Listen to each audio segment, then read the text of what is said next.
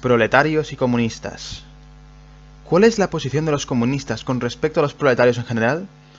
Los comunistas no forman un partido aparte, opuesto a otros partidos obreros. No tienen intereses algunos que no sean los intereses del conjunto del proletariado. No proclaman principios especiales a los que quisieran amoldar el movimiento proletario.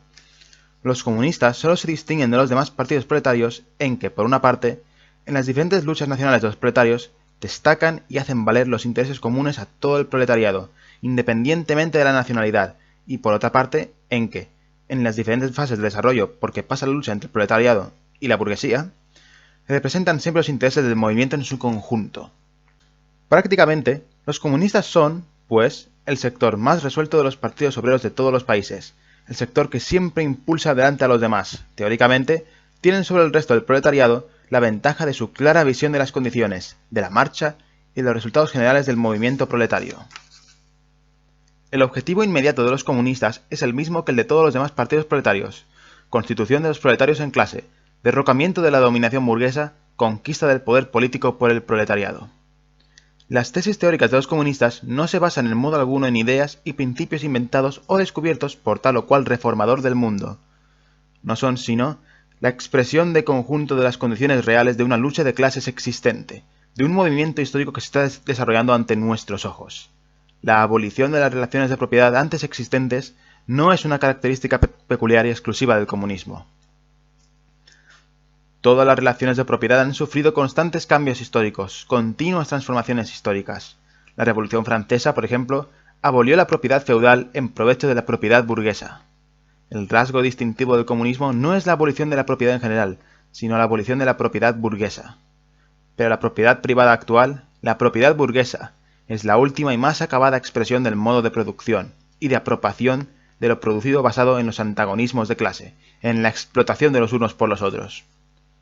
En este sentido, los comunistas pueden resumir su teoría en esta fórmula única: abolición de la propiedad privada. Se nos ha reprochado a los comunistas el querer abolir la propiedad personalmente adquirida, fruto del trabajo propio, esa propiedad que forma la base de toda libertad, de toda actividad, de toda independencia individual. La propiedad bien adquirida, fruto del trabajo, del esfuerzo personal. ¿Os referís acaso a la propiedad del pequeño burgués, del pequeño labrador, esa forma de propiedad que precede a la propiedad burguesa? No tenemos que abolirla. El progreso de la industria la ha abolido y está aboliéndola a diario. O tal vez os referís a la propiedad privada moderna, a la propiedad burguesa. ¿Es que el trabajo asalariado, el trabajo del proletario, crea propiedad para el proletario? De ninguna manera. Lo que crea es capital. Es decir, la propiedad que explota al trabajo asalariado y que no puede acrecentarse sino a condición de producir nuevo trabajo asalariado para explotarlo a su vez. En su forma actual, la propiedad se mueve en el antagonismo entre el capital y el trabajo asalariado. Examinemos los dos términos de este antagonismo. Ser capitalista significa ocupar, no solo una posición personal en la producción, sino también una posición social. El capital es un producto colectivo, no puede ser puesto en movimiento sino por la actividad conjunta de muchos miembros de la sociedad, y en último término, solo por la actividad conjunta de todos los miembros de la sociedad. El capital no es, pues, una fuerza personal, es una fuerza social. En consecuencia, si el capital es transformado en propiedad colectiva, perteneciente a todos los miembros de la sociedad, no es la propiedad personal la que se transforma en propiedad social. Solo habrá cambiado el carácter social de la propiedad. Esta perderá su carácter de clase. Examinemos el trabajo asalariado. El precio medio del trabajo asalariado es el mínimo del salario, es decir, la suma de los medios de subsistencia indispensables al obrero para conservar su vida como tal obrero. Por consiguiente, lo que el obrero asalariado se apropia por su actividad es estrictamente lo que necesita para la mera reproducción de su vida. No queremos de ninguna manera abolir esta apropiación personal de los productos del trabajo. Indispensable a la mera reproducción de la vida humana, esa apropiación que no deja ningún beneficio líquido que pueda dar un poder sobre el trabajo de otro. Lo que queremos suprimir es el carácter miserable de esa apropiación, que hace que el obrero no viva sino para acrecentar el capital, y tan solo en la medida en que el interés de la clase dominante exige que viva. En la sociedad burguesa, el trabajo viviente no es más que un medio de incrementar el trabajo acumulado. En la sociedad comunista, el trabajo acumulado no es más que un medio de ampliar, enriquecer y hacer más fácil la vida de los trabajadores. De este modo, en la sociedad burguesa, el pasado domina al presente. En la sociedad comunista es el presente el que domina al pasado. En la sociedad burguesa el capital es independiente y tiene personalidad. mientras que el individuo que trabaja carece de independencia y de personalidad. Y es la abolición de semejante estado de cosas lo que la burguesía considera como la abolición de la personalidad y de la libertad. Y con razón, pues se trata efectivamente de abolir la personalidad burguesa, la independencia burguesa y la libertad burguesa. Por libertad, en las condiciones actuales de la producción burguesa se entiende la libertad de comercio, la libertad de comprar y vender. Desaparecido el chalaneo, desaparecerá también la libertad de chalanear. Las declamaciones sobre la libertad de chalaneo, lo mismo que las demás bravatas liberales de nuestra burguesía, solo tienen sentido aplicadas al chanaleo encadenado y al burgués sojuzgado de la Edad Media, pero no ante la abolición comunista del chalaneo, de las relaciones de producción burguesa y de la propia burguesía. Os horrorizáis de que queramos abolir la propiedad privada, pero en vuestra sociedad actual la propiedad privada está abolida para las 9/10 partes de sus miembros, precisamente porque no existe para esas 9/10 partes, existe para vosotros. Nos reprocháis, pues, el querer abolir una forma de propiedad que no puede existir sino a condición de que la inmensa mayoría de la sociedad sea privada de propiedad. En una palabra, nos acusáis de querer abolir vuestra propiedad. Efectivamente, eso es lo que queremos. Según vosotros, desde el momento en el que el trabajo no puede ser convertido en capital, en dinero, en renta de la tierra, en una palabra, en poder social susceptible de ser monopolizado, es decir, desde el instante en que la propiedad personal no puede transformarse en propiedad burguesa, desde ese instante la personalidad queda suprimida. Reconocéis, pues, que por personalidad no entendéis sino al burgués, al propietario burgués, y esta personalidad ciertamente debe ser suprimida. El comunismo no arrebata a nadie la facultad de apropiarse de los productos sociales, no quita más que el poder de sojuzgar el trabajo ajeno por medio de esta apropiación. Se ha objetado que con la abolición de la propiedad privada cesaría toda actividad y sobrevendría una indolencia general. Si así fuese, hace ya mucho tiempo que la sociedad burguesa habría sucumbido a manos de la holgazanería, puesto que en ella los que trabajan no adquieren y los que adquieren no trabajan. Toda la objeción se reduce a esta tautología: no hay trabajo asalariado donde no hay capital. Todas las objeciones dirigidas contra el modo comunista de apropiación y de producción de los productos materiales han sido hechas igualmente respecto a la apropiación y a la producción de los productos del trabajo intelectual. Lo mismo que para el burgués, la desaparición de la propiedad de clase equivale a la desaparición de toda producción, la desaparición de la cultura de clase significa, para él, la desaparición de toda cultura. La cultura, cuya pérdida deplora, no es para la inmensa mayoría de los hombres más que el adiestramiento en que los transforma en máquinas. Mas no discutáis con nosotros mientras apliquéis a la abolición de la propiedad burguesa el criterio de vuestras nociones burguesas de libertad, cultura, derecho, etc. Vuestras ideas son en sí mismas producto de las relaciones de producción y de propiedad burguesas, como vuestro derecho no es más que la voluntad de vuestra clase erigida en ley, voluntad cuyo contenido está determinado por las condiciones materiales de existencia de vuestra clase. La concepción interesada que os ha hecho erigir en leyes eternas de la naturaleza y de la razón las relaciones sociales diminadas de vuestro modo de producción y de propiedad, relaciones históricas que surgen y desaparecen en el curso de la producción, la compartís con todas las clases dominantes, hoy desaparecidas. Lo que concebís para la propiedad antigua, lo que concebís para la propiedad feudal, no os atrevéis a admitirlo para la propiedad burguesa. ¡Querer abolir la familia! Y hasta los más radicales se indignan ante este infame designio de los comunistas. ¿En qué bases descansa la familia actual? La familia burguesa. En el capital, en el lucro privado. La familia, plenamente desarrollada, no existe más que para la burguesía, pero encuentra su complemento en la supresión forzosa de toda familia para el proletariado y en la prostitución pública. La familia burguesa desaparece naturalmente al dejar de existir ese complemento suyo, y ambos desaparecen con la desaparición del capital. ¿Nos reprocháis el querer abolir la explotación de los hijos por sus padres? Confesamos este crimen. Pero decís que destruimos los vínculos más íntimos, sustituyendo la educación doméstica por la educación social. ¿Y vuestra educación no está también determinada por la sociedad? ¿Por las condiciones sociales en que educáis a vuestros hijos? ¿Por la intervención directa o indirecta de la sociedad a través de la escuela, etc.? Los comunistas no han inventado esta injerencia de la sociedad en la educación, no hacen más que cambiar su carácter y arrancar la educación a la influencia de la clase dominante.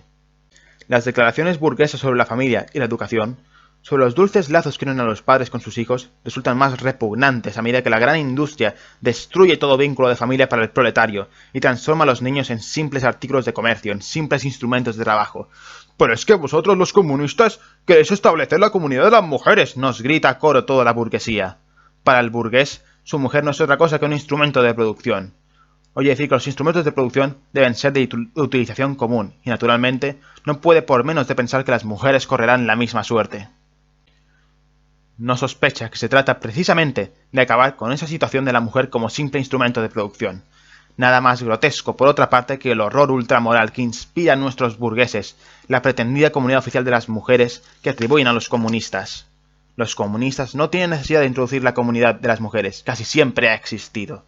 Nuestros burgueses, no satisfechos con tener a su disposición las mujeres y las hijas de sus obreros, sin hablar de la prostitución oficial, encuentran un placer singular en encornudarse mutuamente.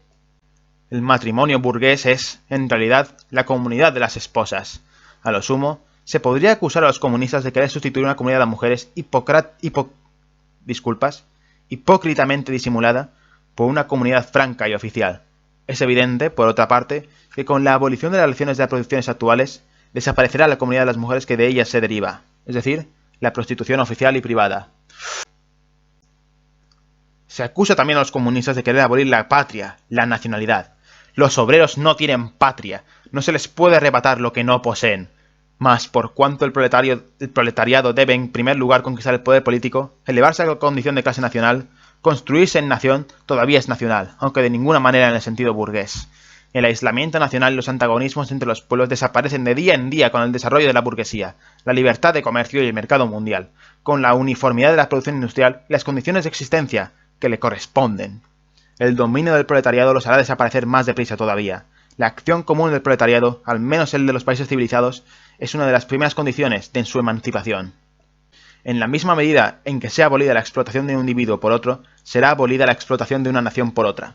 Al mismo tiempo que el antagonismo de las clases en el interior de las naciones desaparecerá, la hostilidad de las naciones entre sí. En cuanto a las acusaciones lanzadas contra el comunismo, partiendo del punto de vista de la religión, de la filosofía y de la ideología en general, no merecen un examen detallado. ¿Acaso se necesita una gran perspicacia para comprender que con toda modificación sobrevenida en las condiciones de vida, en las relaciones sociales, en la existencia social, cambian también las ideas, las nociones y las concepciones, en una palabra, la conciencia del hombre? ¿Qué demuestra la historia de las ideas sino que la producción intelectual se transforma con la producción material? Las ideas dominantes en cualquier época no han sido nunca más que las ideas de la clase dominante.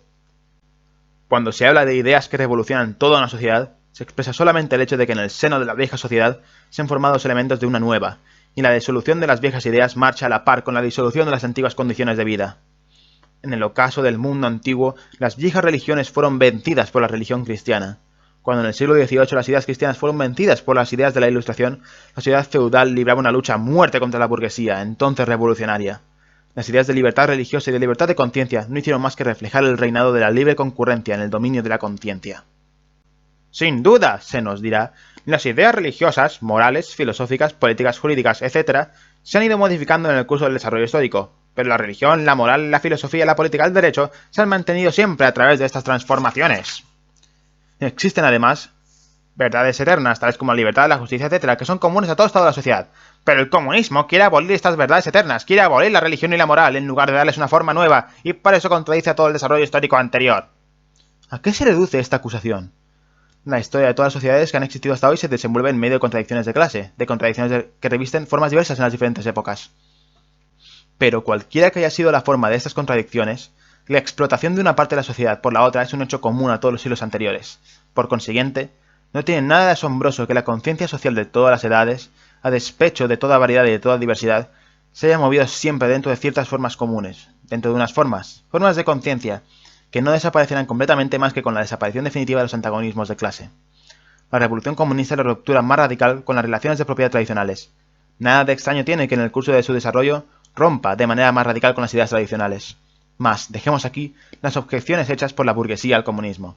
Como ya hemos visto más arriba, el primer paso de la revolución obrera es la elevación del proletariado a clase dominante, la conquista de la democracia. El proletariado se saldrá de su dominación política para ir arrancando gradualmente a la burguesía todo el capital, para centralizar todos los instrumentos de producción en manos del Estado, es decir, del proletariado organizado como clase dominante, y para aumentar con la mayor rapidez posible la suma de las fuerzas productivas. Esto, naturalmente, no podrá cumplirse al principio más que por una violación despótica del derecho de propiedad y de las relaciones burguesas de producción, es decir, por la adopción de medidas que desde el punto de vista económico parecerán insuficientes e insostenibles, pero que en el curso del movimiento se sobrepasarán a sí mismas y serán indispensables como medio para transformar radicalmente todos los medios de producción. Estas medidas, naturalmente, serán diferentes en los diversos países. Sin embargo, en los países más avanzados podrán ser puestas en práctica casi en todas partes las siguientes medidas. 1. Expropiación de la propiedad territorial y empleo de la renta de la tierra para los gastos del Estado. 2. Fuerte impuesto progresivo. 3. Abolición del derecho de herencia. 4. Confiscación de la propiedad de todos los emigrados y sediciosos. 5. Centralización del crédito en manos del Estado por medio de un banco nacional con capital del Estado y monopolio exclusivo. 6. Centralización en manos del Estado de todos los medios de transporte. 7. Multiplicación de las empresas fabriles pertenecientes al Estado y de los instrumentos de producción. Roturación de los terrenos incultos y mejoramiento de las tierras según un plan general. 8. Obligación de trabajar para todos. Organización de ejércitos industriales, particularmente para la agricultura. 9. Combinación de la agricultura y la industria. Medidas encaminadas a hacer desaparecer gradualmente la oposición entre la ciudad y el campo. 10. Educación pública y gratuita de todos los niños. Abolición del trabajo de estos en las fábricas tal como se practica hoy. Régimen de educación combinado con la producción material, etc. Una vez que en el curso del desarrollo haya desaparecido las diferencias de clase y se hayan concentrado toda la producción en manos de los individuos asociados, el poder público perderá su carácter político. El poder político, hablando propiamente, es la violencia organizada de una clase para la opresión de otra. Si en la lucha contra la burguesía el proletariado se constituye indefectiblemente en clase, si mediante la revolución se convierte en clase dominante y en cuanto clase dominante suprime por la fuerza las viejas relaciones de producción, suprime al mismo tiempo que estas relaciones de producción las condiciones para la existencia del antagonismo de clase y de las clases en general y por tanto su propia dominación como clase. En sustitución de la antigua sociedad burguesa, con sus clases y sus antagonismos de clase, surgirá una asociación en que el libre desenvolvimiento de cada uno será la condición del libre desenvolvimiento de todos. Para acabar, después de todo lo dicho en este capítulo, la posición de los comunistas ante los partidos obreros ya construidos se explica por sí misma, y por tanto, su posición ante los cartistas de Inglaterra y los partidarios de la reforma agraria en América del Norte. Los comunistas luchan por alcanzar los objetivos e intereses inmediatos de la clase obrera, pero al mismo tiempo defienden también, dentro del movimiento actual, el porvenir de ese movimiento. En Francia, los comunistas se suman al Partido Socialista Democrático contra la burguesía conservadora y radical, sin renunciar, sin embargo, al derecho de criticar las ilusiones y los tópicos legados por la tradición revolucionaria. En Suiza, apoyan a los radicales, sin desconocer que este partido se compone de elementos contradictorios, en parte de socialistas democráticos de estilo francés y en parte de burgueses radicales. Entre los polacos, los comunistas apoyan al partido que ve en una revolución agraria. Entre los polacos, los comunistas apoyan al partido que ve en una revolución agraria la condición de la liberación nacional, es decir, al partido que provocó en 1846 la insurrección de Cracovia. En Alemania, el Partido Comunista lucha de acuerdo con la burguesía, en tanto que ésta actúa revolucionariamente contra la monarquía absoluta, la propiedad territorial feudal y la pequeña burguesía reaccionaria. Pero jamás, en ningún momento se olvida este partido de inculcar a los obreros la más clara conciencia del antagonismo hostil que existe entre la burguesía y el proletariado, a fin de que los obreros alemanes sepan convertir de inmediato las condiciones sociales y políticas que forzosamente ha de traer consigo la dominación burguesa en otras tantas armas contra la burguesía, a fin de que, tan pronto sean derrocadas las clases reaccionarias en Alemania, comience inmediatamente la lucha contra la misma burguesía. Los comunistas fijan su principal atención en Alemania, porque Alemania se halla en vísperas de una revolución burguesa, y porque llevará a cabo esta revolución bajo las condiciones más progresivas de la civilización europea en general, y con un proletariado mucho más desarrollado que el de Inglaterra en el siglo XVII y el de Francia en el siglo XVIII, y por lo tanto, la revolución burguesa alemana no podrá ser sino el preludio inmediato de una revolución proletaria. En resumen, los comunistas apoyan por doquier todo movimiento revolucionario contra el régimen social y político existente. En todos estos movimientos ponen en primer término, como cuestión fundamental del movimiento, la cuestión de la propiedad, cualquiera que sea la forma más o menos desarrollada que esta revista. En fin, los comunistas trabajan en todas partes por la unión y el acuerdo entre los partidos democráticos de todos los países. Los comunistas consideran indigno ocultar sus ideas y propósitos. Proclaman abiertamente que sus objetivos solo pueden ser alcanzados derrocando por la violencia todo el orden social existente. Las clases dominantes pueden temblar ante una revolución comunista. Los proletarios no tienen nada que perder en ella más que sus cadenas. Tienen en cambio un mundo que ganar. ¡Proletarios de todos los países! ¡Uníos!